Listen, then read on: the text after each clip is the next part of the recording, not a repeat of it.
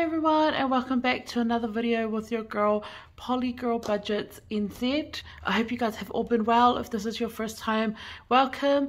If you're coming back, thank you so much. And if you just randomly stopped by, thank you for clicking on, and I hope you find something beneficial in this video. Today's video is going to be a little bit different, guys. Today's video we're going to be going through how to start actually budgeting and just going through some of the definitions. The other day I was sitting with my cousin and I was watching some cash stuffing videos, and she had no idea what was going on the screen. I tried to explain the process of cash stuffing to her and what it was for, the purposes, but she just looked really confused. And then watching the television at the same time, it was like she was so overwhelmed with the information that I was sharing. So I thought, you know what, why not just do a basic video that can introduce her to cash stuffing, and not only that, it might also help somebody else who wants to get into it but not really know where to start. Just a reminder, I am not a financial budgeter, I'm not a financial advisor. This is just what I found worked for me, and these are just my experiences, these are just my opinions. But I hope that if you have stopped on this video, that you may find it beneficial and helpful for your journey. Now, for the purpose of this video, I'm just going to be writing in this book. Now, to be honest, guys, use whatever works for you. If paper and pen work for you, if an iPad works for you, if your phone works for you, there's a lot of apps that you can download for free. Bottom line is, just use whatever you need to so that it works for you. There's no point investing in something that you already know is not going to work for you. That's the first tip. Okay, so first of all, guys, what we're going to talk about is the categories when it comes to budgeting. So the first category that we're going to talk about is your expected income. Okay, so when it comes to your expected income, that is your set wages, your salary. So your expected income is after your taxes have gone out, your KiwiSaver, and any other automatic payments that you have directly going out from your employer. For example, life insurance, health insurance. Number two, you have your fixed expenses. They are pretty much bills you have to pay. E.g., rent, loan, if you have a loan. You also have things like maybe your car, but it's at the end of the day, these are things that you have to pay. So your fixed expenses are bills you have to pay. Now, if you don't have fixed expenses, first of all, congratulations. It just means for you that you get to skip the fixed expenses and you can move on to your variable expenses or your cash stuffing. This is the money that you have left to split into your categories. So this, we have sinking funds, we have savings, saving challenges, you have your cash wallet. These are your leftover categories that you can split your disposable income into. Now, things like your savings and your savings challenges, it is really up to you if you want to move this category up into your fixed expenses. And I'm going to show you guys in the next bit, but it's really up to you and how your budget works and what you might have going on that week and what you've planned for. For me, these were pretty much the first few steps that started me off. I had to write down my expected income. Then I had to write down my fixed expenses. Once I wrote down my fixed expenses and their totals, I minused that from my expected income.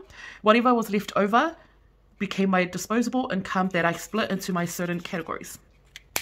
Now, I will be showing you guys a proper budgeting demonstration because this can get a little bit too confusing, but I wanted you guys to have something to refer back to if you ever wanted to start doing cash envelopes and cash budgeting. What we'll do is I'm going to quickly show you guys these categories in a budget, and then we can come back and discuss sinking funds, savings challenges, and your cash wallet and envelopes. Okay guys, so taking everything we've learned on the first page, our first step is to note down our fixed income. So let's say this fortnight I have in hand $2,000.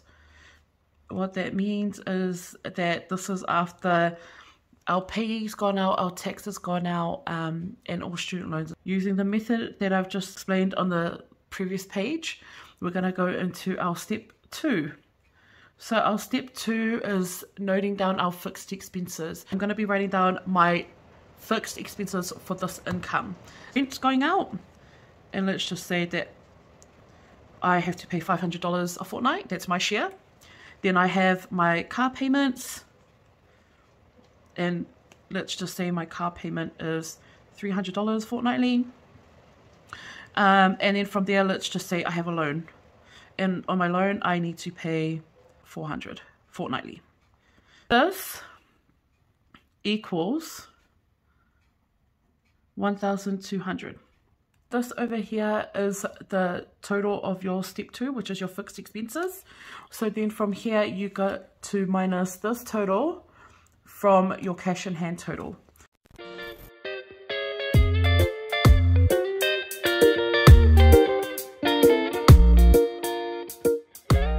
This amount here, it now becomes your disposable income. Now divide it into your sinking funds, your savings challenges, and your cash wallet and e-wallet. So these are the categories that you use your binders and your wallet for.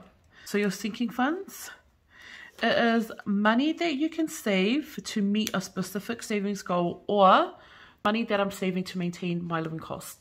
So that's pretty much the way I see sinking funds. My sinking funds include things like beauty, my internet, and subscriptions. Everyone's got different sinking funds categories, and it's really up to you how you categorize your envelopes, also your goals. Sinking funds, you're saving that money for a purpose. So once it hits X amount, you can spend that money.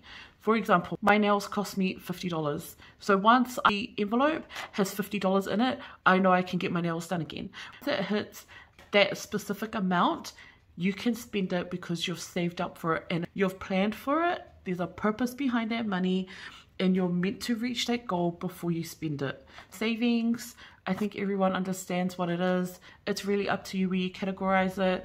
If you put it in your fixed expenses, or if you leave it in your disposable income, like your sinking funds, it's really up to you, but everybody pretty much gets what it is. So savings challenges, the aim is to overall save. However, you're challenging yourself. You're challenging and valuing your dollar a little bit more. So you would have to sacrifice something. It might be for a week, it might be for a month, or it might be for a year to get to a goal. Obviously, the overall goal is to save, but how you do it is what the challenge is. And I guess it's just another way to keep yourself accountable to this financial journey. And to be honest, guys, at the end of the day, savings challenges is just another aspect of cash stuffing. If at the end of the day you're unable to commit and fulfill challenges, that is okay. You don't need to include challenges in this. If you're just starting off, just start off with the basics. Okay, so last we have your cash wallet or cash envelopes. The envelopes that you would need on a daily. They're the envelopes that you know that you're going to use quite frequently. Most of the time, you'll see them in a budgetor's wallet. Okay, I think this is one thing that needs to be said, and I don't think it's really said a lot. You don't have to invest in all of these things if you're just starting out. Point blank, period. If you're starting out and you're finding things a little bit overwhelming, don't worry. A lot of us that were there, but don't feel like you have to have this to start, or don't feel like you have to have these. Honestly, I would recommend plain envelopes. You don't need to invest in all of these just yet. If you can't, just use a plain envelope like this. Pack up these, 35 and 1 for $42. Write each category on here. And then you can literally use this as your sinking funds envelopes. So you can just pop your money in there, and then you can even use the back as a tracker. And then, you know, when this gets worn out, you can just replace it. But do what works for you. Please don't feel like you need to wait for certain things to start this journey. If you need to, go ahead, by all means, do it. But if you're just really keen to start and you're not really in a financial position to be spending money on all of these, go ahead, start. Use what you need to get you going. And everything that you invest into, you will use, because you understand that there's a purpose behind everything that you're doing here. Okay, I feel like we got a little bit outside. So from here, that's kind of where I go into my budget planner. Now this one again, guys, is from Kmart, only $5. And for me, it just works perfect. So at the top, my wages. Now you don't write your full $2,000 because that's not what you're cash stuffing. You would obviously write your remaining amount that you're about to cash stuff, and then you will fill out the table just as it's shown. Let's just fill this out for the sake of it. So let's say Pal gets 50. Water's going to get 20. And cut grass. We're going to skip that. Now, normally what I'll do after all of this is I'll go in with a red pen and I'll write the total. And I need to total up. Just look there instead of looking up here. So I'm just going to go ahead and fill out the rest.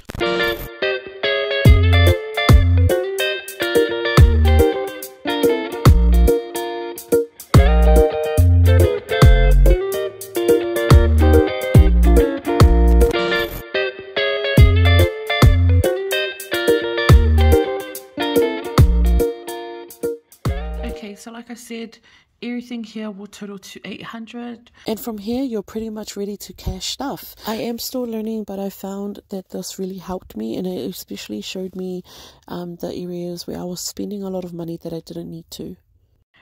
This is not a perfect method, and like I said, I'm not a financial advisor, but this really helped me. I really recommend that you actually spend some time going through a bank statement and just seeing where you're using money and what you're using that money for.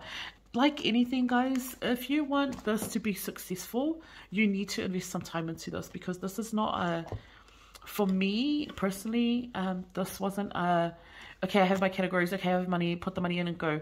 I really needed to spend time investing in it. I really needed to spend time thinking about my sinking funds, thinking about categories, thinking about the future, and what my goals were. And to be honest, I feel like that's the only way that I've stayed motivated at the same time, is that I have been able to see the benefits of having invested my time into such a big process.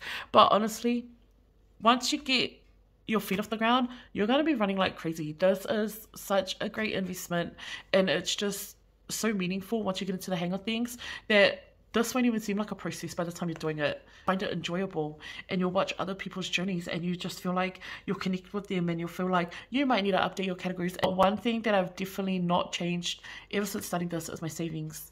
My mindset is so focused on making sure I have something in case of a rainy day, in case of anything happens. Like, I'm just so focused on that, and you know, it's really keeping me motivated.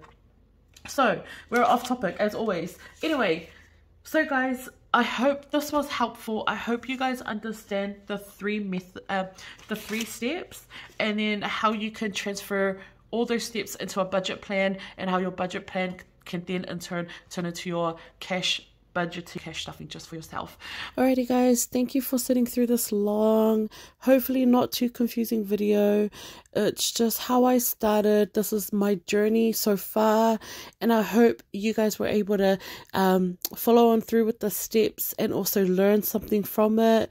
Like I said, guys, I'm not a financial advisor. The method that I've just shown you is what worked for me. I guess being in New Zealand, cash stuffing is a little bit different, but same principles apply to a lot of it. So I just adapted it to fit me in my situation. So I really hope you guys learned something from this.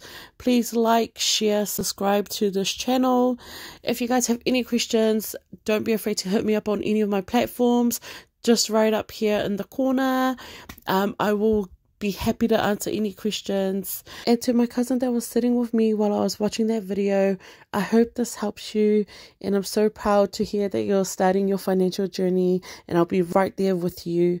Okay guys, stay safe, and I shall see you in the next episode of Poly Girl Budgets NZ. Bye!